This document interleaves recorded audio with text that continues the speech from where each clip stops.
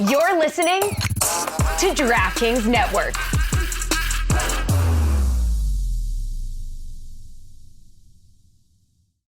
We all have that friend who wakes up early to go get everyone McDonald's breakfast, while the rest of us sleep in.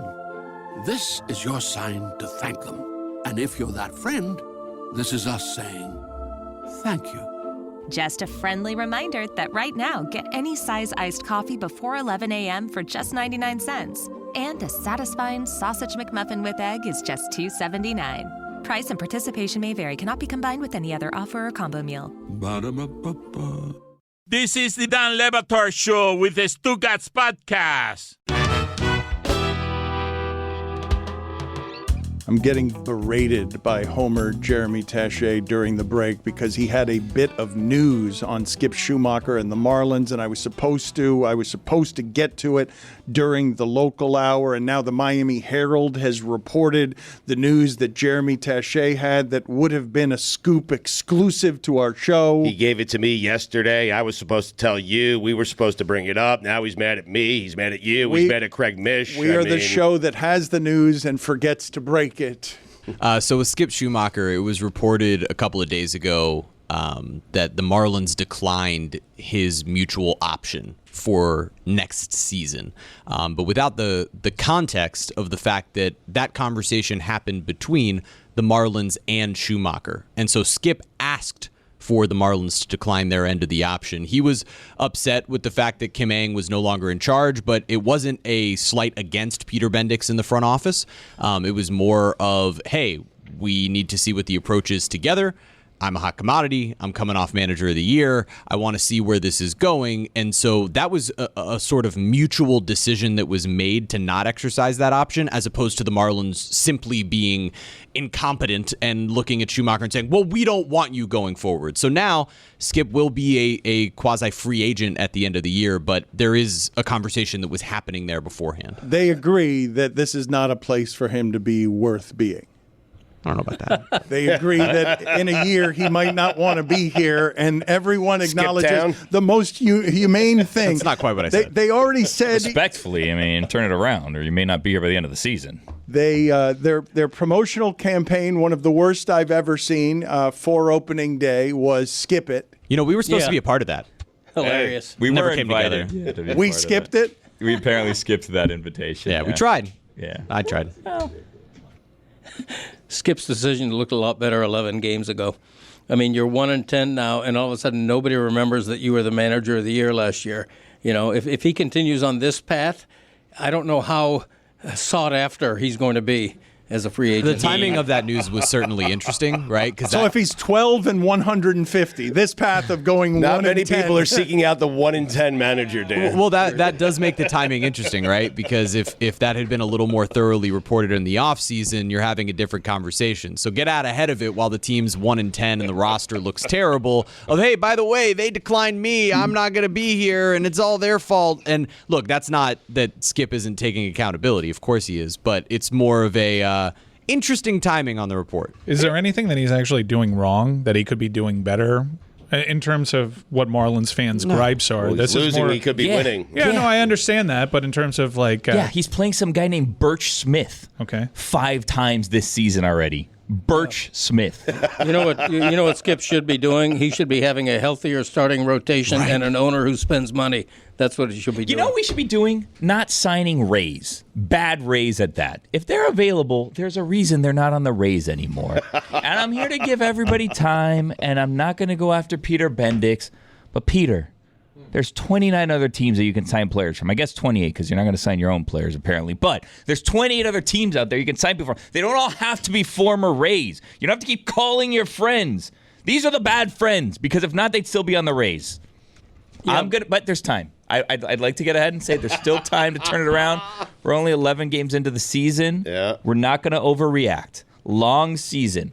162. We have 151 to go here, Dano. Don't freak out yet. But Birch, Smith, and he's not even the worst person in the bullpen. Not even the worst. I'm not going to start on this. You're not going to rile me up. I know that you're trying. I know you were doing it before. You saw me in the commissary drinking some water. You're trying to rile me up, little pokies here and there to get me to kind of freak out and do these things on air. It's not going to happen. Who's that guy in the bullpen? Is it that Puck guy that you keep complaining about? No, he's a starter now. Yeah, because he just Puck's did a great starter? job Yes. last year, the second half of the season. They said, you know what you'd be great at? One inning's a little rough. How about if you Why don't we try 9? Let's see if you can do 9. How about if you destroy the game even earlier than you used to? Well, listen, I don't want to go after the Rays again. I don't want to go after Peter Bendix again. But they have this whole thing over there in Tampa where they get these relievers to start games. And it works out for them because they only last 1 inning. And then they take them out of there because they know, you know what? This guy can't hang for 5-6 innings. He's not going to give us a QS. Hey, Puck, get out of here. Get the Puck out of the game after 1 inning. Unless you blow it in 1 inning, which seems to be a thing. How does this keep happening? How does this keep happening with this team that they'll score 6 runs in the first inning and still manage to lose the game? Well, the bullpen is terrible and overused. You know who's in the bullpen? Birch Smith. Who's Jonah Bride? Listen to me. I'm seeing a September roster, and it's April, and it's concerning me. It's early. Is Nick Fortes any good? He's fine. I think the Marlins catchers are hitting a combined 083 going into yesterday, so less than ideal. The hell is Vidal Brujan? The Marlins going after Peter Bendix is the least surprising thing in all of baseball because the entire time Bruce Sherman has been the owner, all they do is use the Tampa Bay Rays example as an example of why they aren't spending more. That's been their eternal excuse. Oh, you don't have to spend, you just have to be smart. You know what? You can be smart and spend like most winning teams do. Okay, it all starts, I'm a broken record on this, but it all starts with the fact that they have an owner who's not spending. And I guarantee you that's one of the reasons why Schumacher didn't want necessarily, an option to stay. When are we going to stop getting mad at Marlins ownership for not spending money? They've made it pretty clear over a couple of decades they're not spending money. And we're still surprised by it and we get angry at it. Okay, but they make the playoffs last year. They shouldn't have. I mean, it was a total fluke. Exactly. They had the worst run differential of any playoff team ever. So that was lucky they made the playoffs. But what did they do during this past offseason? Instead of building on that momentum and actually bringing in a few bats, they do nothing. And their payroll this year is lower than it was last year. The one thing I would say as a bit of a counter is their opening day lineup. Now, part of that is because of the acquisitions made by Kim Ng at the deadline. But their opening day starting lineup was better to start this season than it was last season. And they're just handicapped by that Avisail Garcia contract. That part is horrendous. And to be in the position where you are one of the quote-unquote small market teams that doesn't spend the same way, to have one of those contracts on the books is a disaster. But it is, number one, those injuries to the starting rotation. Yeah, they lost their top 2 pitchers. Not only their top 2 pitchers, they also haven't been with Braxton Garrett, who was arguably their best pitcher last year, and Edward Cabrera, who has not been great, but would not be what A.J. Puck and Ryan Weathers have been. So when you're without 4 of your 5 starters, you're in a bit of a rough position. But this team did not capitalize off the playoff momentum of last year, that's for sure. They tried to do it sort of within the margins, but you're basically going through a second runaround of, hey, we need to build the farm system and build the team. And I think they anticipated this year being sort of a moderate in-between season of expecting or hoping to compete for that last wild card spot and hoping to do it while sort of minorly retooling the roster. But when you get off to this start, that's when you end up in a full sellout mode. Come on. It could be worse. That was good info. You could be the Mets in a rebuilding season that's spending $340 million on your Starting to play payroll. well, the Metropolitans. Though. Like spending always works. Spending doesn't always work, but there tends to be a correlation. You look at the teams that made the playoffs last year. It's a baseball problem. And compare that with the top payrolls in baseball. There's pretty but strong that's a baseball correlation. problem, not necessarily a Miami-specific problem. I will speak to a larger problem that early. baseball has than that one. And it's that human beings and human bodies are not meant to throw a baseball at that rate of speed. You have anything else in American commerce that was breaking bodies at that rate, we'd stop doing it. I mean, the Tommy John epidemic is a nightmare. Or make it the actual national pastime in football, where we don't give a shit whatsoever, and people die. Or UFC.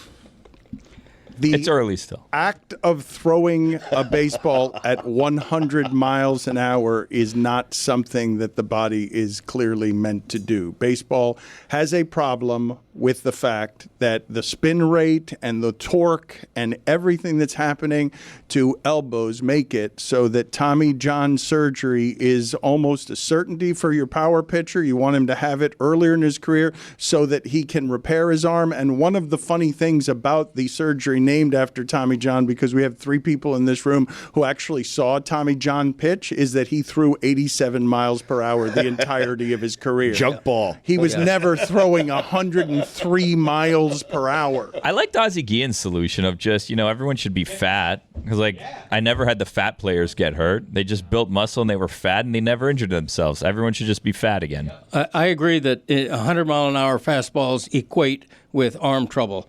But what baseball is doing is the complete game is dead. You rarely see starting pitchers go more than 6 innings anymore.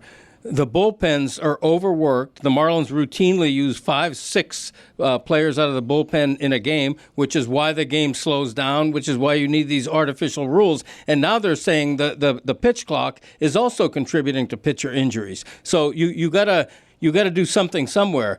I don't know what baseball's doing, but whatever they're doing, it ain't Stop working. throwing baseballs. Well, Dan, the game is boring. The season is too long. The numbers don't matter anymore because they were all tainted during the steroid era, so no one cares about the home run chase. No one cares about 61 home runs. No one cares about a no-hitter. I don't think the game is boring. No one mentioned a no-hitter. I don't the think people that care should debate this then. Agreed. Yeah. I don't like that Stugotz's take on so many things is he's stopped paying attention, and so therefore no one cares. But I also stopped paying attention, and this year I'm giving it a college try, and the games are flying compared to what it used to be. It's fun to watch. But that's also all the strikeouts. I think the rule changes have actually benefited the sport, and it's not nearly as boring to me as it was in previous seasons. How much is also the strain, though, of athletes being prolific pitchers from the age of 9 until late into their 30s? I don't know the answer, obviously, but there's so many theories, and I don't know how when you start throwing curveballs. No, that is the issue. So one of the biggest issues is also showcase baseball, because from such a young age now, you have scouts of 14 and 15-year-old kids and even younger looking at spin rate and velocity, and that's all they care about. So you go out to these showcase tournaments, you throw an inning or two at a time, and you throw it as hard as you can over and over and over all year long, not playing other sports. Guys like Greg Maddux, Tom Glavine, known for playing other sports and not putting max efficiency on every single pitch. So the combination of that, getting rid of some of the sticky stuff that doesn't make you have to choke the ball the same way that you do to throw with that type of spin rate, and pitch clocks, it really puts these pitchers in a bad position, and it's an epidemic in the league right now. That's the problem, is these kids are wasting their good innings when they're young. Call them up early.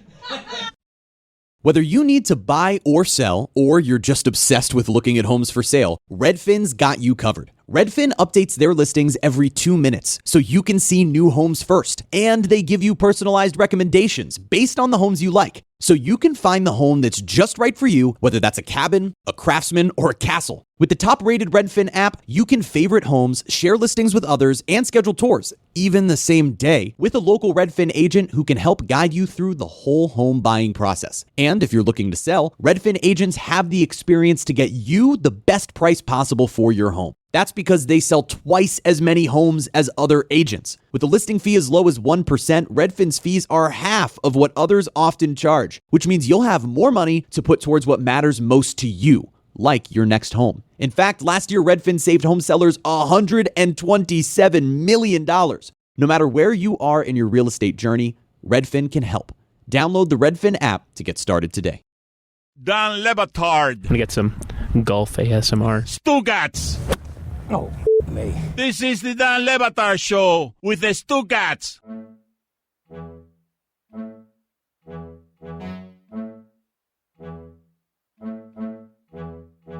It looks good on the range, Scott.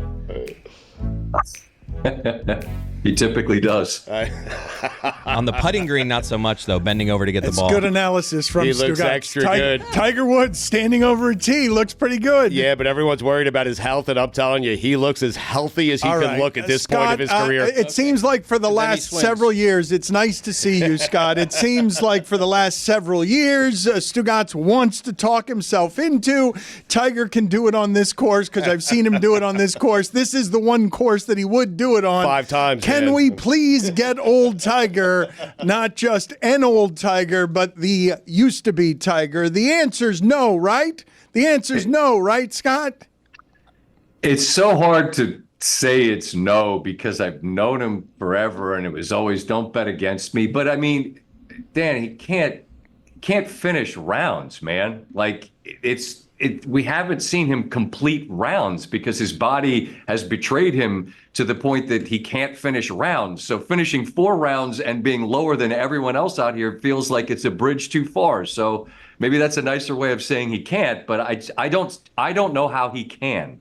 Scott, I have talked to you guys who know about this stuff better than me for a long, long time, and you've always told me that the reason Tiger was unlikely to ever catch Jack Nicklaus is because the body's going to break down on him. The idea that he would have the longevity, we were just talking about this with Major League pitchers. The body is not meant to do that often without breaking down. The number of golfers who have back problems because that's not a natural thing to do that often without your body breaking down. You have always been on the record as saying it's unlikely that Tiger's going to catch him for this reason, for what's exactly has happened, minus, the wife taking the golf club to the automobile. And the car accident. Well, the back is fused together, and he won it after his back was fused together, which seemed unlikely, if not impossible. And then it turned out it wasn't. But the car accident that Stugotz mentions as well, I mean, it could have killed him. And so you have a combination of a man with a fused back who's going through a myriad of surgeries as well on his knees, and then an accident. And as we've often said, and anyone that's ever been here could tell you that the topography of this particular place, which yes, he knows so well and has played so well here, the hills it's hard to walk it, let alone play it. So I don't know, man. Like, you come here and you talk yourself into it for sure, and all it would take is one birdie on the par 5 second hole to go, here we go. But it's a lot to ask, man. But he's not having sex, Scott. I mean, there you go. Yeah. That's a personal choice, a personal choice. But yeah, I guess he's locked in, right. Laser focus. Yeah, no sex. Neither am I, and it hasn't helped my game at all. I thought about that. That felt like really low hanging fruit, so I passed. Second straight day he's made that joke. It's one of his go-to jokes. For me, it's not a personal choice, though. I mean, it's the most wonderful time of the year for Scott Van Pelt and Stugotz. ESPN is broadcasting the Masters for its 17th year. It live play airs on Thursday, Friday from 3 to 7:30 Eastern. SVP will be at the desk at Augusta. He'll be calling the 17th and 18th holes. He'll also be anchoring SportsCenter, as he does better than anybody. Your friend Ernie Johnson likes to talk about having a get-to job, not a got-to job. Yep. This week, more than any other time of year for you, is a get-to job? Without question. And I've told this story a lot since I had kids. They often say, Dad, you have to go to work. And I always say I get to go to work. And I just want them to understand the distinction and understand that I'm lucky to do something I'm grateful to do. This week, more than any other, without question, it's a place, Dan, where I've come for a long, long time. And, I have friends here at the club that I see every year. And, there's a gentleman named Tony who's been, working at the club for years. I saw him and he introduced me to his nephew who plays football at Augusta State. And it's like, I knew your dad before his hair was gray. And when I had some, and there's something about it. And I get that if you haven't been here, you can roll your eyes at it. But everyone's sort of in a good mood. Everyone's on their best behavior. All the players love it. They revere the place. I've been grateful to call it. I owe my career to it largely, having met Tiger and having him do what he did in '97 and have the opportunity to talk to him about it afterwards and maybe get on the radar of ESPN or whatever. So I don't know. It invites me to be reflective, It invites me to be nostalgic, and gratitude is something I try to put out in the universe all the time. I don't always do a great job of it, but it's really easy to do that this week. Do you appreciate it even more with age than you did 5 or 10 years ago? No question, Dan. I think, look, what do they say? Perspective is something you either have or you get. And over time, I told somebody not long ago when they asked me about doing this, at some point you wake up and you realize you're on the back nine of your life, and certainly on the back nine of a career. And I don't mean that this is over tomorrow. I mean, I hope to continue to do this for some period of time. But undoubtedly, you think back and you go, 97, I was, what was it, 30 years old, 31 years old. Well, now I'm in my late 50s. And I don't know. I don't know if you feel this way, Dan. I don't know how the hell I got here, but here I am. And the end of the runway doesn't feel like it's immediate, but you're getting there. And so undoubtedly coming here and thinking, how long do you get to do this get to job? I don't know, but I'm here right now. And so you just try to be present in that and be grateful in that, because at some point I won't. And I try not to think a ton about that, but absolutely age makes you more aware of and present in the present. Do you think you'll still be doing this when the next eclipse comes around in 2045, I believe? If it happens, I got these cool little glasses that they gave us, so I am well equipped for that. Hell no. I just hope I'm alive, man. It was wild. Like literally, you got people all across the country, and here our little master's goggles looking up at the eclipse. No, I'll be long gone by then. You'll probably be able to sell those though, even if you aren't around in 20. Like those are worth something. What's the bid? I'll buy What's them. the bid? I'll give you 25, right? What? 200? 201. No, 201. That's about what I paid for the taste of the Masters on Gold Belly. Keep going. Yeah. We're at 201. Do I hear 202? Are you familiar with it? So I've never had the privilege of going to Augusta for this. I make the mistake of putting in my last name on the lottery, and I think that always just comes back to bite me. But I'm doing the Taste of the Masters. They finally licensed this the Masters name to Gold Belly, and it allows you to partake in some of the fare that everyone raves about. And instead of doing this on my own and trying to rig a Masters menu, I can actually have the legitimate Augusta egg salad that everyone raves about. So I got 24 ounces of egg salad, 24 ounces of pimento cheese, the pork barbecue, the chips. I have these pecan caramel popcorn things that I've heard people rave about. Out of the Augusta menu, when you partake in the fare, what is your favorite thing? It's not on the menu. I hate to say. You didn't get it. There's a chicken. It seems like maybe it wouldn't travel. It's just a chicken sandwich, and it's just a piece of fried chicken on a bun. And I haven't had one yet. It's only Tuesday, but by the end of the week, we're double digits for sure. I'd say what the pecan caramel popcorn is. 6, what is that? 6 bags of that? What's 6 what? What's that? 6 different bags. That's what caught my eye. When I saw this list, I'm like, pecan caramel. That has to be really good. It's delicious. Look, I'm not, and this is sacrilege, I get, but I'm allowed to say as an adult that I'm not a fan of the pimento cheese. I'm allowed to say that. Jessica, is he allowed to say that? No, you're not. Jessica, he's not allowed to say he that. Said it. So what are you going to do? He said it. He said it. He said it. What? How? What? I'm not. I have no agency over what I eat. Okay. They're delish. They're just fantastic. I don't. It's not my thing. Crunch. Put some potato chips on it next time. Andy North takes the chicken, puts it in the middle of pimento cheese. He goes hybrid. That's his collab, is the chicken pimento cheese, which he's a fan of. I'm not. It's not my thing. Masters Week, Dano. Well, he's got some pimento sandwiches. I don't know what his most controversial food take is, but you posted a photo on Twitter last week of a grocery store checkout aisle. You had nine family-sized bags of Nerds candy. This seems deeply unhealthy. And it looked like 3 bags, at least 3, of Sour Patch Kids. Nerds are a controversial candy. Is this your favorite? No, I'm a sweet tart guy for life, but this nerd cluster, I don't know. My guy Stanford Steve just threw them in front of me one day and just said, "Don't do it." And so naturally, I'm one of those cavemen guys that all you have to do to get me to do something is say you won't do it, right? And so I open up the Nerds, handful of them, chew. Oh, this is a problem. They're really, it's a combination. It's a texture thing. It's a crunch thing. It's a sour sweet thing. The Nerds, just to be clear, that picture, I wasn't buying that. That right there is the, like, at the point of sale deal, right where you're walking at the checkout. I didn't buy all those Nerds. Is there a bigger nerd cluster than Stanford? No, that's a good point. That's a good call. But I didn't buy all of that. I had just I was walking through the grocery store and it was like a siren song. I saw them and I walked over to them like, don't buy all the Nerds. And I didn't. I was proud of myself.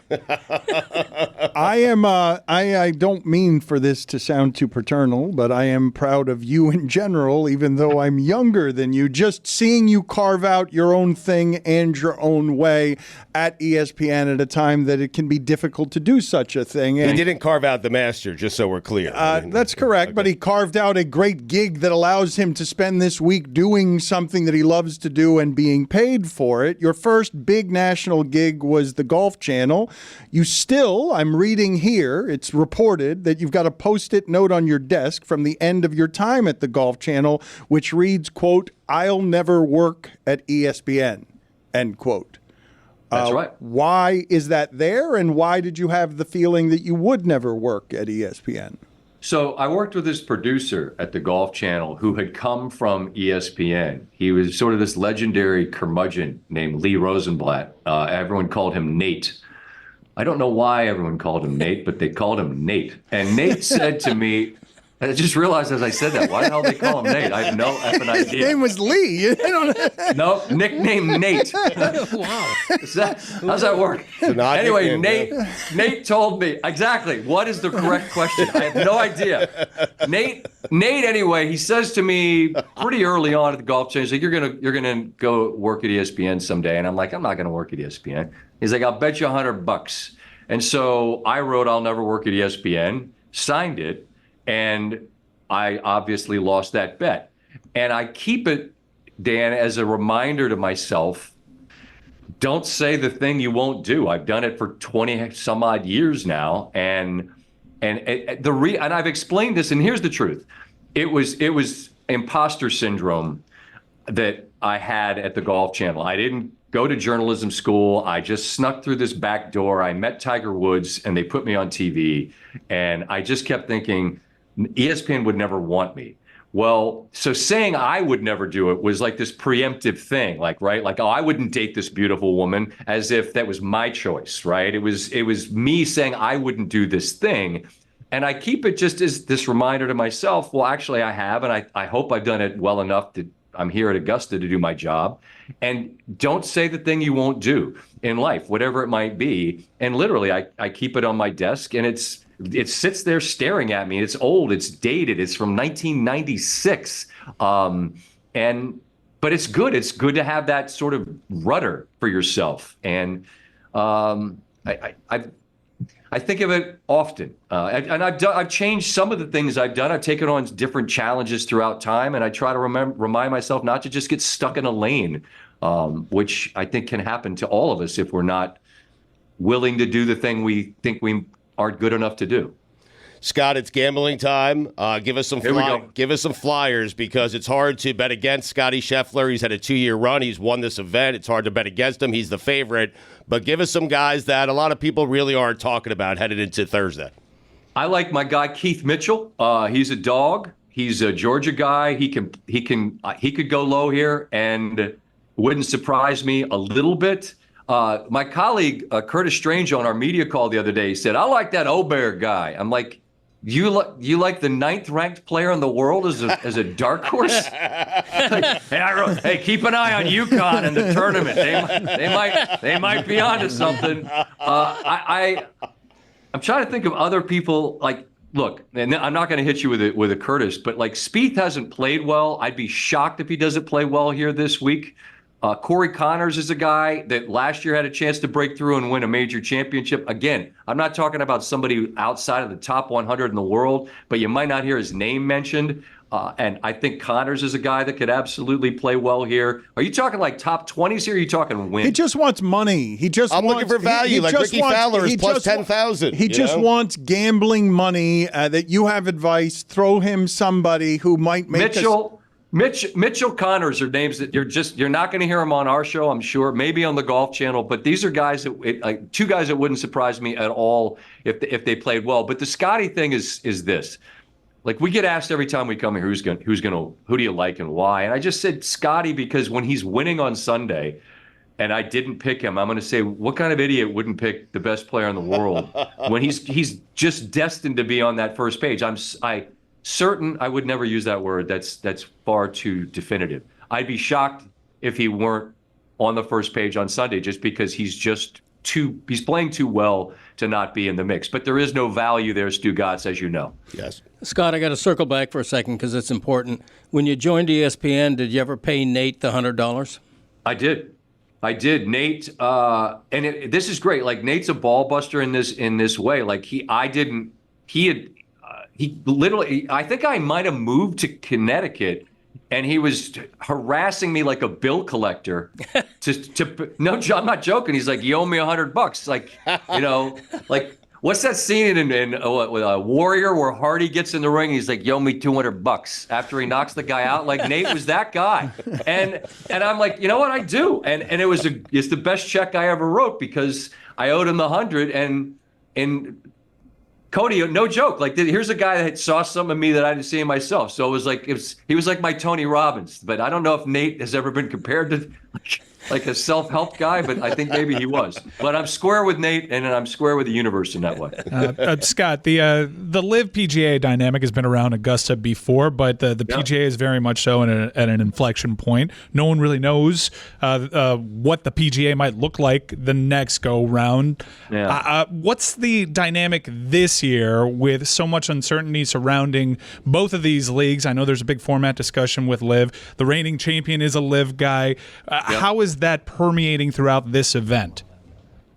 I feel like it's a non-topic. It's amazing how that has changed in the sense that there was this very clear line in the sand. It was us against them. Jon Rahm pledged his fealty, which is not a word that is used often, but he pledged it. And then apparently his fealty costs $400 million. Mine does not cost that much. I'd have certainly not required that to abandon my fealty. And now, when the PGA Tour's commissioner went on CNBC last year and just a random day in June, I think, and is like, yeah, we're going to team up with Liv, and all the players on the PGA Tour that didn't take the money are like, come again? It just feels like the entire us versus them fight is no more. It seems that we're headed towards some conglomerate of sorts. They just have to figure out the money. So I just don't think Liv versus PGA Tour exists. When Rory, who was the Jon Snow drawing his sword ready to fight all comers, was like, we probably ought to figure this out. Like, your most staunch advocate for the fight laid down his sword. So I just don't think it's even a topic of conversation. And mostly, am I allowed to cuss? Yep, sure. It's encouraged. People don't give a shit. I just don't think they give a shit. All they want is to see the best players play in the same event, and they get that starting Thursday. So it just doesn't feel like a topic. I mean, I have no appetite for it because once the PGA Tour is like, yeah, we're going to do this, like, it's over. It's not, but that fight feels over to me. Stugotz just turned his computer to me where there's a big picture of Tiger Woods, and the quote from Tiger Woods is, if everything comes together, I think I can get one more. Masters Week, Dano. One more! Fire on it, Stugotz. You won't bet it. You won't do it.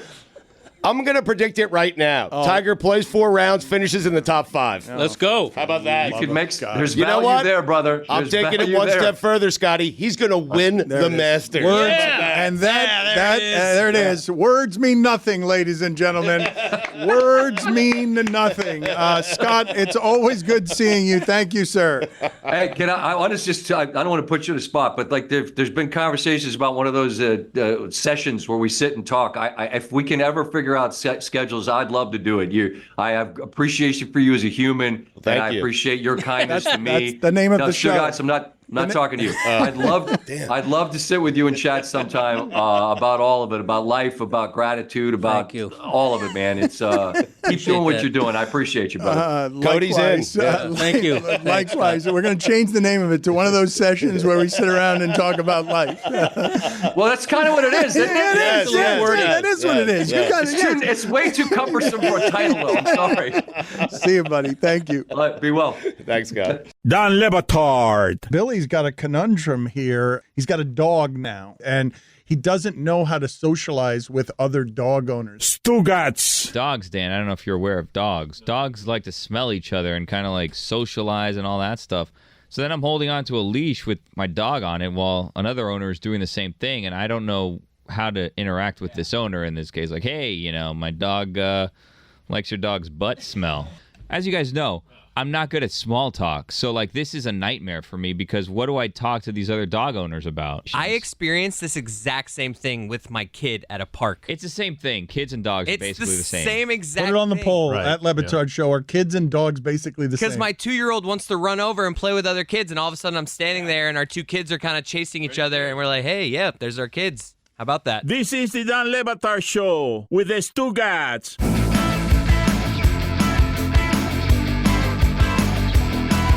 I really don't know if this happens to you guys, but whether it's a Dan Hurley, where Jessica is saying he's got a rancid vibe, these dictator-type general coaches, I don't know what it is that you expect for them to have at home in terms of pets. But the first time I was surprised in any way by this is when Jimmy Johnson, the former dictator coach of the Miami Dolphins and Miami Hurricanes, a man known for really rabid rage, a volcano of intensity, had a really small teacup Maltese named Buttercup, and he was goofy with her. And the reason I bring this up is because yesterday, when the John Calipari news broke, evidently, in Kentucky, they found him out in the streets walking his dog. And the way that he was walking his dog was a surprise to me in almost every manner. The size of the dog, the fact that he's got a stroller for the dog when the dog doesn't want to necessarily walk. Let's see some of this video here. Hey, Coach, you got anything you want to say to your fans or anything? My dog right anything now. right now? You want to say anything to your fans good. right now? I'm good. Come on, Paul. Paul? Come on. My dog is walking me. Come on. The name of the dog is Paul? I like it. Creative. I love human names for animals. Put it on the poll, Juju. Do you love human names for animals? That's why I call my dog Earl, and I regret not calling him Larry. I think the dog in Gilmore Girls was named Paul Anka, if I recall. So maybe that's his dog's full name. Did you guys get surprised by anything in there? Do you make any sort of judgments about a coach? Well, yes, I make judgments about a small dog stroller. That obviously I didn't have Calipari walking his dog, and that dog being a tiny dog that he then will move to a stroller.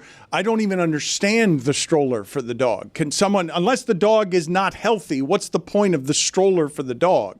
I really don't understand it because the dog is not in the stroller as they're going for the walk. Maybe this is a long walk, and it's like you're not in the stroller now, but you might get tired. Maybe they have to go somewhere indoors, and so he doesn't want the dog to walk around indoors. I have a friend with a healthy dog who is a stroller dog.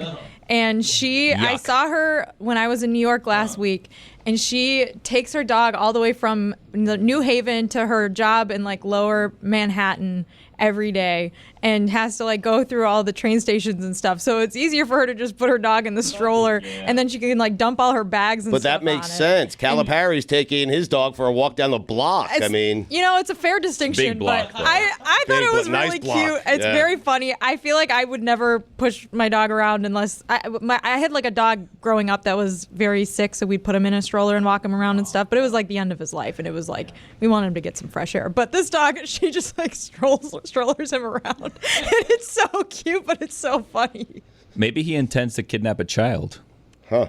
Why would you? It's a good point, Billy. It's That is not a a good good point. point. That's How a is good. that- That's you a don't know valid him. point. I mean, you don't know him. Yeah, that's a No valid one thought point. he was going to switch schools. You never know. Go on. Very valid point by Time Billy. to throw away all journalistic credibility and get reckless.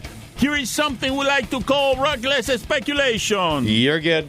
I said maybe. We don't know. We're trying to figure this out together. When solving a crime, you need to kind of toss out all, How would this work? So is the baby in the stroller with the dog, or there's no dog? It's just a baby that he's kidnapped. Well, I mean, so you go out for the walk with the dog. The dog, Paul, correct? Paul's Yes, walking Paul. with him. Paul. It's an important detail in an abduction. Well, no. Paul Well, Calipari. you need to have, if you're going to commit the perfect crime, you need to have all things accounted for. That's how the garbage bag person got away with it, right? Because the garbage bag person thought of everything except the slides. We're still trying to figure out that situation. We saw the toesies. That you're goes right. back to yesterday's show for anyone catching up. So you take Paul out for a walk, you see this stroller, you assume, oh my God, this stroller's for a dog. What kind of crazy person walks a dog in a stroller? And it's like an abductor, clearly. Yeah. But when you head back down with Paul clearly can walk, then all of a sudden, hey, there's a child in there. But no one thinks it's weird to have a child in a stroller. I just see a headline here. I think it just broke Calipari's suspect in infant kidnapping. That is so weird. It's not true. That Billy was on top of that.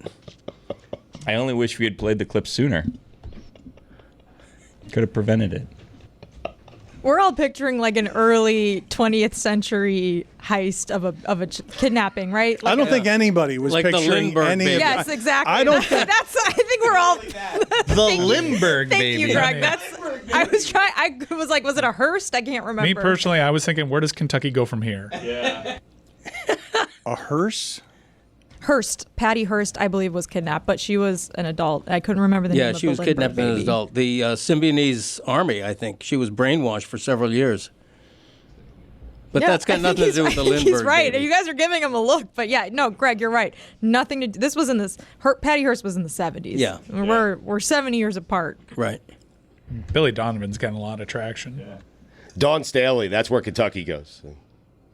Wow, that's inspired. How great would that be? That's an inspired take. Yeah, she's a lifer at South And it is the Carolina. kind of basic cable television take that I thought we would have heard yesterday. If I'm New Dan, Dawn. We heard it on this show yesterday. if I'm Dan Hurley, I stay. I think he's already said he would. They all say that. For now, Yeah, right. True. Dusty May, whatever his name is. Probably making that, probably whatever his name is, probably regretting that Michigan quick bye. Hurley did say no way. He did say an immediate no way to the idea that he might become the highest paid college coach in history by going to Kentucky. You don't say you're going to Kentucky right after you win a second national championship with UConn. Give it a couple of days. You know? Talked about this some, but you can just add Calipari into the names of like Harbaugh and Saban, people that have had success one certain way. And then the sport changes. They're also all at an age where it's understandable. There have been whispers surrounding Calipari for several years that he was angling his way to get to the pros. That doesn't necessarily seem like it's a real shot for him anymore. He had his success a certain way, and it just so happened to be pre-NIL, before the talent evened out, before the way that they were doing things had all of a sudden a huge sudden shock to the system. These are Mount Rushmore type of coaches, Saban and Calipari in their specific sports, deciding rather abruptly when everyone says that they could do this for several more years, that I'm not feeling this anymore. I do believe, though, that while it's lazy, it's also super efficient if you're a billionaire. What do you mean? It's just going to cost me $40 million to make my program instantaneously more hopeful than it was yesterday? Why not? You're a magnate, and you can just put a name that will immediately sell tickets and get you just an off season of hope. just an off season of hope because you've gotten a name. You've been able to replace Musselman with someone who's got a bigger name than that. Yeah, it's not just an off season of hope. It's, you're going to be relevant and good for as long as Calipari is there. He's going to get first round NBA picks. He's going to get lottery picks. It's whether or not he can win with those picks. I don't know that part. Maybe in the He's done it his whole career. Yes, but he's done it at Kentucky, True. where Tubby Smith also did it, and everyone has also done it. He also did it at UMass, but again, he did things a certain way, and the success once NIL came around there is not necessarily comparable. So I do think, even though he's not walking away from the sport that Saban did, I do think that this is a timeline reset. Because the flames were getting pretty high around him in Kentucky. Now he gets, let's give him time. Let's have him build Arkansas up. But also, Arkansas is a really advantageous program to get into. They're very competitive in the transfer portal market. Both last year, it didn't result in wins, but they got a lot of names with Musselman there. They just didn't end up being good. In football, they're super active. They were super active with this transfer portal before Musselman left, and now they hit reset. But they have a special, unique setup over there in the state of Arkansas where they can directly fund their NIL programs, and other states don't necessarily have that. And Calipari is seeing where he can maybe replicate some of the success in this new NIL age and has decided maybe Arkansas is a better fit for me and the way that I get talent. The basketball program has been to 2 Elite Eights in the last 3 years. I mean, there's a history there, and it seems like it's a fairly easy place to recruit if you're John Calipari. It's a good job. How many other states, Missouri has that as well, right? Yeah. Where you have baked into the NIL a systemic government help. Yeah, Tennessee also has where the institutions can kind of broker themselves. It's different for every state, and why I'm on board with some organization, maybe not the NCAA, but some organization templating this because it's different rules for different programs, and Calipari may be seizing an opportunity here to make the most of their setup in Arkansas. There should be a level playing field. This is on new stuff like and NIL. improved Dan Le Batard show with the Stugotz. Gamble on by DraftKings. When we made our McDonald's Spicy Chicken McNuggets, you were praise hands emoji. Then we ran out, and you were streaming tears emoji. Now they're back, so you can be grinning face with sweat emoji. Order ahead on the McDonald's app. And get Money Mouth face emoji with 2 orders of crispy, irresistible 10-piece McNuggets, spicy or classic, for just $6. Limited time only. Prices and participation may vary. Cannot be combined with any other offer. Single item at regular price. Ba-da-ba-ba-ba.